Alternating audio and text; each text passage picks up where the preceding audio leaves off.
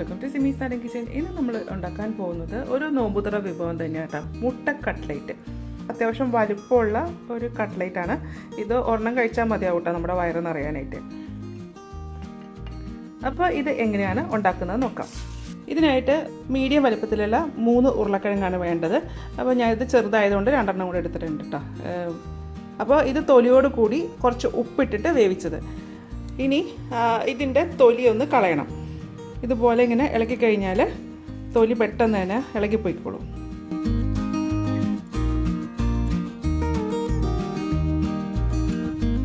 ഇത് കണക്കെ ഇതുപോലെ നമുക്ക് എല്ലാം ഒന്ന് തൊലി കളയണം. തൊലി കളഞ്ഞതിന് ശേഷം ഇത് കൈ കൊണ്ട് തന്നെ ഒന്ന് നന്നായിട്ടൊന്ന് ഉടയ്ക്കാം.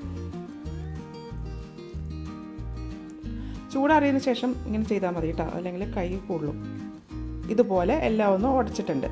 ഇനി ഇത് മാറ്റി വെക്കാം. പുഴുങ്ങിയ മുട്ട 3 എണ്ണം, അത് ഒന്ന് മുറിക്കാം. അപ്പോൾ ഞാനിത് 2 ആയിട്ടാണ് മുറിക്കുന്നത്. 2 ആയിട്ടോ 4 ആയിട്ടോ എങ്ങനെ വേണമെങ്കിലും മുറിക്കാം കേട്ടോ. അപ്പോൾ ഞാൻ മുറിക്കുന്നത് നൂല് വെച്ചിട്ടാട്ടോ. കത്തി വെച്ച് മുറിക്കുമ്പോൾ ഇത് പൊട്ടിപ്പോകാൻ ചാൻസ് കൂടുതലാണ്. അപ്പോൾ നൂല് വെച്ചിട്ട് ഇതാ ഇതുപോലെ ഇങ്ങനെ കട്ട് ചെയ്യുകയാണെന്നുണ്ടെങ്കിൽ ഉണ്ടോ, ഇതുപോലെ ഒട്ടും പൊട്ടിപ്പോകത്തില്ല. ഇതുപോലെ കിട്ടും. ഒരു മീഡിയം വലുപ്പത്തിലുള്ള സവാള പൊടിയായിട്ട് അരിഞ്ഞത്. അരിഞ്ഞതിന് ശേഷം 3/4 കപ്പ്, 2 പച്ചമുളക് ചതച്ചത്, കുറച്ച് മല്ലിയില, 8 വെളുത്തുള്ളി ചതച്ചത്, 1/2 ഇഞ്ച് വലുപ്പത്തിലുള്ള ഇഞ്ചി ചതച്ചത്. ഇതിന് കോട്ടിങ്ങിനായിട്ട് 3 ബ്രെഡ് ഞാൻ മിക്സിയിൽ പൊടിച്ചെടുത്തതാണ്. കോട്ട് ചെയ്യാനായിട്ട് ഒരു മുട്ട വേണം.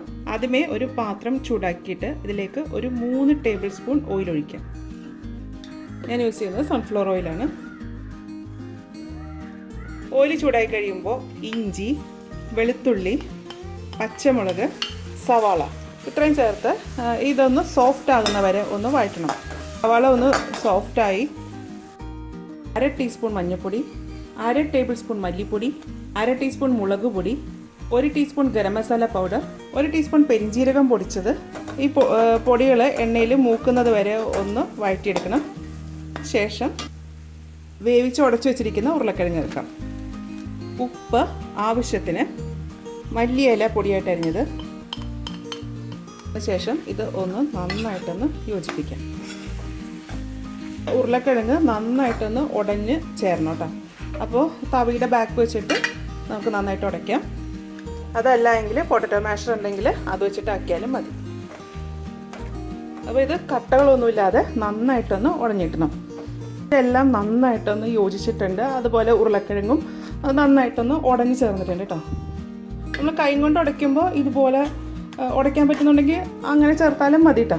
സ്റ്റവ് ഓഫ് ചെയ്യാം, ചൂടാറാനായിട്ട് മാറ്റി വെക്കാം. ഈ മുട്ട പൊട്ടിച്ചൊഴിക്കാം. ഒരു നുള്ളു ഉപ്പ്, 2-3 ഡ്രോപ്പ് വെള്ളം. ശേഷം ഇതൊന്ന് നന്നായിട്ടൊന്ന് അടിച്ചെടുക്കാം. മസാല നന്നായിട്ട് തണുത്തിട്ടുണ്ട്. ഇനി നമുക്ക് ബ്രെഡിൻ്റെ കൂട്ടും മുട്ടയും ഇവിടെ സൈഡിലോട്ട് മാറ്റി വെക്കാം. കയ്യിലേക്ക് ആദ്യമേ കുറച്ച് എണ്ണയൊന്ന് തടവി കൊടുക്കാം. അതിനുശേഷം നമ്മൾ വേവിച്ച് വെച്ചിരിക്കുന്ന ഉരുളക്കിഴങ്ങ് എടുക്കാം. നമ്മൾ മസാല ഉണ്ടാക്കി വെച്ചിട്ടുണ്ടല്ലോ അത് കുറച്ച് അധികം എടുത്തിട്ട് ഒന്ന് ഉരുട്ടിയിട്ട് പരത്തിയെടുക്കാം. വലുതായിട്ട് നമുക്ക് ഇതിൻ്റെ ഉള്ളിൽ മുട്ട വെക്കണം. അപ്പോൾ അതിൻ്റെ ആവശ്യത്തിന് വേണം നമ്മളിത് വലുതാക്കാനായിട്ട്. കയ്യിൽ എണ്ണ പറ്റിയിട്ടില്ല എന്നുണ്ടെങ്കിൽ കയ്യിൽ ഇത് ഒട്ടിപ്പിടിക്കും കേട്ടോ. അപ്പോൾ ഇതുപോലെ ഇങ്ങനെ പരത്തിയതിന് ശേഷം മുട്ട ഇതിലേക്ക് വെച്ച് കൊടുക്കാം. വെച്ചിട്ട് ഇതൊന്ന് ഈ മുട്ട ഒന്ന് കവർ ചെയ്യണം. മുട്ട ഒട്ടും തന്നെ പുറത്ത് കാണാൻ പാടില്ല. അത് നമ്മളിതിങ്ങനെ ഇതുപോലെ ഒന്ന് ഉരുട്ടിയെടുക്കാം. മുട്ട പുറത്ത് കാണുന്നുണ്ടെങ്കിൽ അവിടെയൊക്കെ ഒന്ന് ആ മസാല ഒന്ന് ഫില്ല് ചെയ്തോളൂ കേട്ടോ. അപ്പോൾ ഞാൻ ഇതുപോലെ ഒന്ന് ആക്കിയെടുത്തിട്ടുണ്ട്. അപ്പോൾ ഞാൻ ഉണ്ടാക്കിയേക്കുന്ന ഷേപ്പ് ഒരു മുട്ടയുടെ ഷേപ്പ് പോലെ തന്നെ ഒരു ഓവൽ ഷേപ്പിലാണ് ഉണ്ടാക്കിയേക്കുന്നത് കേട്ടോ. ഇതുപോലെ ഇങ്ങനെയാണ്. ഇതുപോലെ നമ്മൾ കട്ട്ലേറ്റ് ഉണ്ടാക്കി വെച്ചിട്ടുണ്ട്.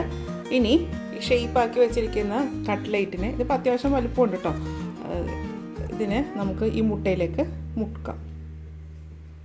2 സൈഡും മുക്കിയതിന് ശേഷം ഇതിനെ ബ്രെഡ് ക്രംസിലേക്ക് ഇടാം.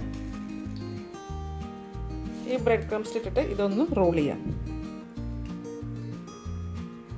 ഇതിൻ്റെ പുറത്ത് നന്നായിട്ട് ഈ കോട്ടിങ് പിടിക്കണം.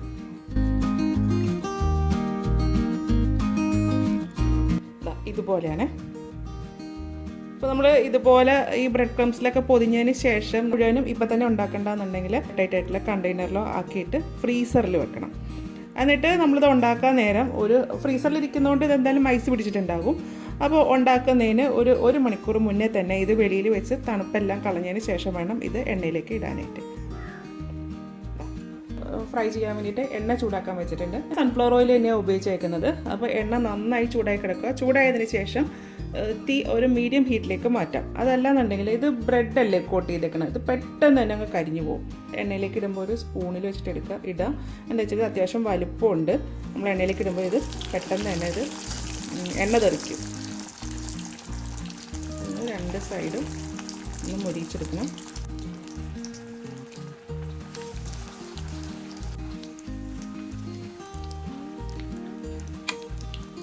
ഇടയ്ക്കിടയ്ക്ക് അങ്ങോട്ടും ഇങ്ങോട്ടും തിരിച്ചും മറിച്ചൊക്കെ ഇട്ടിട്ട് ഒന്ന് ഫ്രൈ ചെയ്യാം. അപ്പോൾ ഇതിൻ്റെ ഒന്ന് നന്നായിട്ട് മൂത്തിട്ടുണ്ട്. ഇപ്പോൾ ഇതിൻ്റെ പുറം വശം മാത്രം ഒന്ന് മൂത്താൽ മതി. എന്നുവെച്ചാൽ ഉള്ളിൽ ഓൾറെഡി വെന്തതാണല്ലോ. മീഡിയം ഹീറ്റിലിട്ട് തന്നെ ഇത് ഫ്രൈ ചെയ്താൽ മതി കേട്ടോ. അതല്ലാന്നുണ്ടെങ്കിൽ ഇത് പെട്ടെന്ന് തന്നെ ഇത് കരിഞ്ഞു പോകും. ആദ്യം ഇട്ടത് ഒന്ന് മുരിഞ്ഞിട്ടുണ്ട്.